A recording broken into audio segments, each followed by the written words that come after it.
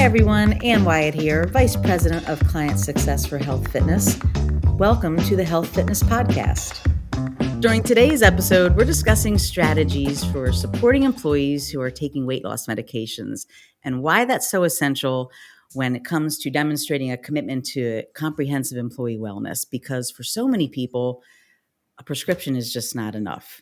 Joining me today to do that is Tanja Madsen. Tanja is Senior Director of Product Management for HealthFitness, and she's going to dive into this trending topic with me. So welcome, Tanja.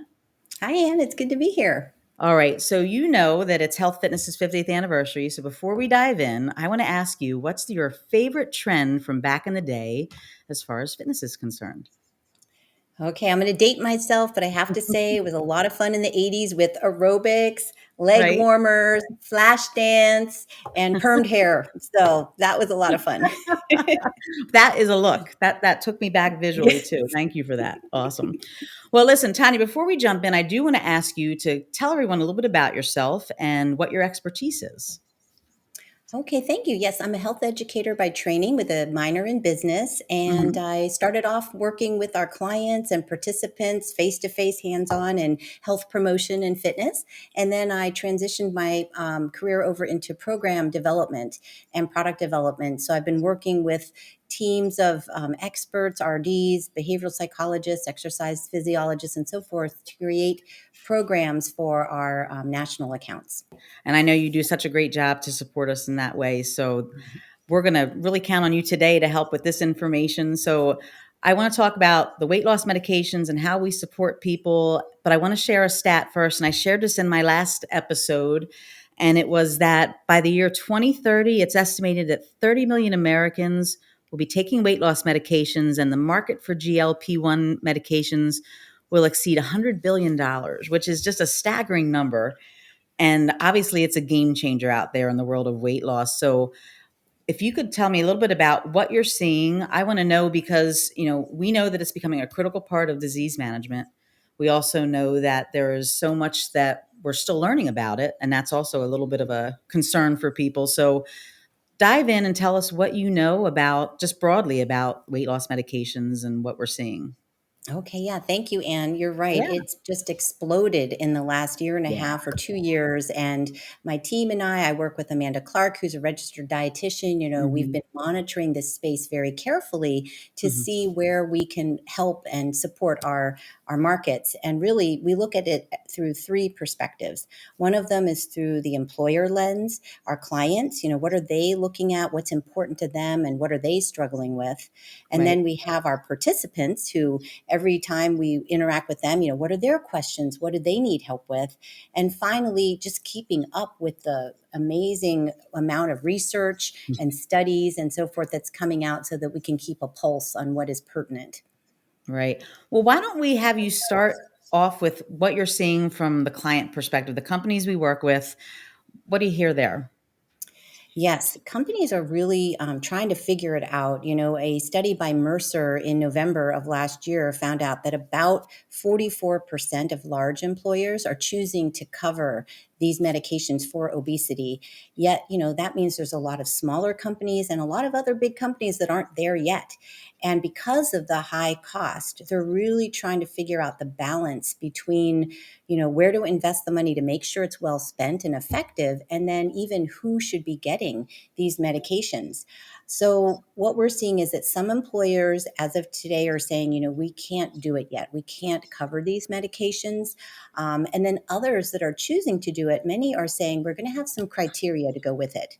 So if you have a BMI of 30 or more, and many are saying plus a chronic condition such as hypertension or diabetes or congestive heart failure or so forth, then we will cover the drug. And some are starting to play around with additional structure to how that looks so that the person gets a comprehensive approach. One that I heard of fairly recently was an employer said, let's have a person go through 6 months of a lifestyle management program first, because many times that sets a really good stage for a healthy lifestyle, exercise, nutrition, portion size, all of that. And they often will lose some weight already. Then around that 6 month point, many people hit a plateau or they tend to get stuck or fall off the lifestyle approach. So that might be a really good time to bring in the extra tool now of this weight loss medication. Then, if they do that, they would take the medication in addition to the lifestyle management support continuing, and the employer continues to monitor, what's happening, are they seeing success, and so forth. So that's, one recent example that we've seen. Right. And I think that mirrors what we're seeing across our book of business for sure. So it's one extreme or the other. It's, they want to support them. They may even be paying for the medication, or it's we're not there yet. So I completely hear Mhm. where you're coming from. And I think, I love the approach where you shared about the lifestyle program before, because we know that just having a prescription just isn't enough for so many people out there. So it's so important to provide that wraparound support when all is said and done. So now, we talked Mhm. about the employer. Let's talk about the participant. So, what are you seeing there? Okay, yes. We are seeing participants come into our fitness centers who are on the weight loss Mhm. medications. We also have coaching participants, and then some even who aren't on them now, but they've heard so much about them because as an individual consumer, we're being hit with the messages every day, whether it's on social media, in the news, television ads, including during the Super Bowl. Yeah. And then influencers are talking about this as, the miracle next thing. So I think a lot of consumers have interest and questions, and we want to be a unbiased, non-judgmental support that can give them credible information. So I can give a few examples. In our fitness centers, we've seen the gamut from some participants coming in that are unusually tired or fatigued and weak. And we want our trainers to be aware of this and to notice it and maybe ask some careful questions to find out what's Mhm. going on, and then provide the proper referrals. In our coaching book of business, we've seen some participants talking about quite severe, side effects where they're not feeling well and they're wondering if they should continue with the medication, but yet they are losing weight, so they want to stay on. So our Right. coaches are able to give them encouragement to reach out to their doctor for additional assistance. So, we're seeing quite a bit of a range of things going on. Yeah. So, Tanya, what are you thinking? And we have the employee, the employer. What should companies be doing to really support the people that are taking these medications? Yes, whether they cover the medication or not, I think it's Mhm. really important to offer support programs for participants. And even if they don't meet some of these criteria with a BMI of 30 or more with a chronic condition, weight management has always been a hot topic, right? I Yeah. mean, every year, especially come January, when everyone's coming back from the holidays, wanting to lose weight, whether you have the condition of obesity or not, is an important topic. So keeping those resources and programs in place is important. Then, I think making sure that their employees have the proper awareness. One of the things that we've done is we created a weight loss medications meetup, a 10-minute educational program that just helps explain in a very credible way to anyone who wants to come to these things, what are these medications? How do they work? What are common side effects? What questions do you have? And, we don't encourage or discourage use of them. What we're trying to do is help people be informed consumers so that they can have the right context to then go to their healthcare provider and share what they know and ask their questions that's pertinent for them. So we have created that, and we actually offered one of these live webinars to all of our clients if they wanted to do it. And to be fair, not all clients were comfortable yet, because if they're not covering the medication, they may be hesitant, to raise it up too much. But even then, we had what was almost 800 people register, I think, for this webinar, and almost 400 people attended the live session. So there's That's so much fantastic. interest. Yeah. And Yeah. if people have interest, they're going to get their information somewhere. So it really should be from a credible source. Right. And I know that you are someone on our product team, of course, that was part of the initiative to train health fitness employees about it. Can you tell us a little bit more about what that was and what we did when in trying to Yeah. make sure our team was ready to handle that? Yeah, thanks, Ann. We really wanted to have a consistent approach that was based on the science. And so, again, Amanda and I are the registered dietitian. We put together a training that covers some of the stuff that I just mentioned in the webinar for consumers, because our staff also didn't always have a good foundation of knowledge about what these medications are and how they work. But even more importantly, we included information like what is within your scope as a health or fitness professional. What is okay for you to give guidance on, and where do you need to make sure that you refer someone to a clinician like a not registered dietitian or a healthcare provider? And then we provided for them a tip sheet that they can keep handy, which has some of the red flags. So if you're as a personal trainer or you're a coach, or you're just in the fitness center and you do notice somebody who has lost a lot of weight quickly and they seem very drawn, or they seem not themselves or very weak, it's time to ask some questions. And, if somebody does come to them saying, yeah, I just haven't been able to eat because I'm feeling so nauseous all the time, we gave some of those tips, such as eating slowly, eating smaller meals, avoiding spicy foods, alcohol, caffeine, chocolate, some of those things that can really irritate the gastrointestinal system. We wanted to equip them with that. And then finally, we gave them a list of resources and referrals so that our staff doesn't have to go find it on the internet, but we have already vetted where we should send people for questions, including their healthcare provider and registered dietitians, doctors, and credible websites. Well, and I love that, and I took the training too, just so I could learn, and I learned so much about it. And I know that you had shared with me when we were doing some prep. You use a term called food noise, which was completely new to me. It was in context to someone I'm going to refer to as Donut Guy, but I'd love you to tell the story because it really clicked everything together for me about what we're learning about these medications. Yeah, thank you. I think it's really important for anyone who hasn't experienced living with obesity to understand what it could be like for many people through their eyes. And this was a prominent newspaper, and it was a journalist in a completely different topic area. Yet he decided, I think it was earlier last year, to take the medications himself, pay out of pocket, and then write about and report on his experience.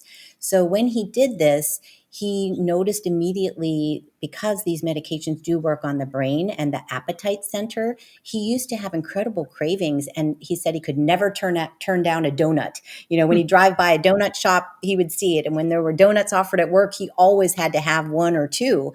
And it was almost a surprise to him, he said, when he went into work one day after taking the medications for a few weeks, and a coworker had donuts, and he's like, I don't even want one. I don't need to have it right now. And he said in that time, it was like a moment where he said, is this what it feels like to be, quote, normal? And I think that's another important message when we talk about obesity, is a lot of people who are struggling with this, they never felt like they were normal because so much of their day is consumed with thinking about food, or trying to lose weight or things like that. And so his story is very compelling. And even beyond what happened to him when he was taking the medication, he did a follow-up several months later after he had stopped. And he said he wanted to be one of the few successful people, and there are some who managed to keep the weight off after stopping the medications. And he was very diligent with his exercise routine, what he was eating. And he said he noticed right around 3 or 4 weeks later that his appetite was starting to come back. And that when he used to feel full, now, that wasn't enough anymore. And he needed to eat bigger portions. And he quickly pivoted, and he tried to switch what he was eating to more protein, more fiber, things to fill him up. And, he had to make a lot of adjustments. And he feels like what he learned is that it is definitely a combination of his exercise routine, his nutrition, being mindful and adapting to what his body was doing at the time. And, in the end, he said he lost a lot of weight. He felt really good. And yet, who he was as a thin person really was no different. And he said, even though it feels like these medications can be the magic tool, you're still the same person inside even afterwards. So I thought it was really insightful. Yeah, and it also speaks to the mental health of someone when they're going through this process too. And Mhm. Fun fact is that down the road, Tanya and I will be talking about mental health. So tee up that episode for True. the future. But I think for sure, just learning what you've done research for us. You've been sharing great stories, so it's been fantastic. But I do have a question for you. Do you think it's here to stay? Oh, yes. And it's going to evolve. I mean, their weight management, like we've talked about before, is just such always an important topic for people. So what we're seeing is that there are hundreds of new drugs in the pipeline. Manufacturers are trying to link a lot of these medications not only to obesity but to other conditions, such as recently it was found to help with kidney disease, and it's been found to help with heart disease. Even the Medicare system is looking at whether or not they will cover these medications. So there's going to be a lot of learnings and changes in the future. But this topic, and of course, the obesity epidemic in America and in the world, means that these medications, if they're used effectively, could really be a game changer and make a big difference. We Yeah. just have to find that right balance between what it costs, getting the right amount to the right person at the right time, and then supporting them all the way through and even after, so that they can hopefully live this way, not without having to be on the medication forever. Right. Well, Tanya, did I miss anything? I know you have a wealth of knowledge about this topic, and I want to make sure you are able to tell me everything that you think is important for us to know, especially our Sure. audience, because I think this is going to be a really Yeah. important topic to talk about. But is there any other thing that Yeah. we should be thinking about? I think there were two things I did want to mention. One of them is we have to remember that not everybody responds to the Hmm. medications that are out there today. In fact, it's estimated that there's a 10 to 15% non-responder rate. Wow. So, expectations need to be managed. And that's why it's important for participants to work closely with their doctors, because one of the questions in our education we want them to say is to ask their doctor, how quickly will I know if this is going to work for me? Is it a month? Is it a week? So that's one thing that we're looking at. Another one is that the lean muscle mass loss. Mm. So anytime somebody loses weight, a lot of weight, they're going to lose some lean muscle mass. Unfortunately, we don't just get to select, we lose only fat. I wish. So we have to be very conscientious about counteracting that as much as possible by Mhm. including strength training with the support that you give to participants, also making sure they get adequate protein to support muscle building and maintenance, and really trying to prevent some of the possible negative effects of losing weight really fast and not having that support, which could lead to sarcopenia, which is really muscle wasting, and people can get very frail and weak. And so that's important to prevent. So that is at least two of the things I thought of. And I did think of one more thing, Yeah, absolutely. if Jump I in. may. Okay. We love all your thoughts. Oh gosh, it keeps coming through. Another thing is that some of these medications right now are they're in a shortage. There's a drug shortage because the demand has been so high, which Yeah. means some are available through compounding pharmacies. And when compounding pharmacies are not state regulated, there can be some risks. So we want people to be aware that taking them without having them come through a regular pharmacy that's FDA, certified, can be a little bit risky. There have been dosing errors, there have been overdoses, stronger side effects, and then the FDA put out a warning and alert last July. So if anyone wants to look for that, you can find it on the FDA website. Got it. Well, wow. I feel really informed, and I can't thank you enough for your time today. But before we go, I think I'd like Yes. to ask you a couple questions. I call it a little quickie quiz, and what I want to do is ask you. I know you're helping to support us so we can take care of our participants. I want to know how you're taking care of you. So I want to know, what is your favorite healthy snack? Well, I confess my snack is not 100% healthy. I love something crunchy and salty. So usually I love to go to popcorn, but if I'm out of popcorn, I'll have tortilla chips, and then I try Okay. to balance that with an apple or an orange. So there you Okay. go. I like the balance. That's good. All right. What's your favorite way to exercise right now? Stay active. Oh boy, this is really funny. I used to teach step and sculpt back in the day with group exercise. And so I still have a step and I still do that workout at least once a week. And I still love it. So those of you who are Uh, step fans out there, there's some of us still going. I am one of them. I am one of them. And then my last question is, what is your favorite way to recharge or, form of recovery? Yes, I love to read just for pure relaxation and to escape all the, work stuff, fiction for sure. But then I have to say, my husband got a cold plunge and he's been trying to convince me to go in there too. So I've tried it a few times and it really does help when you're feeling sore, but I can't say I do it all the time yet. I thought you'd say something about a beach or something like that, but that works well. A cold plunge is fine too. We love that too. Okay. Well, that about wraps up our time, Tanja. Thank you so much for listening. I hope you found today's discussion both thought-provoking and enjoyable. If you liked what you heard, please subscribe and share this episode with your colleagues and friends. We'd really love for you to stay connected with us. Until next time, take care, stay active, and stay curious.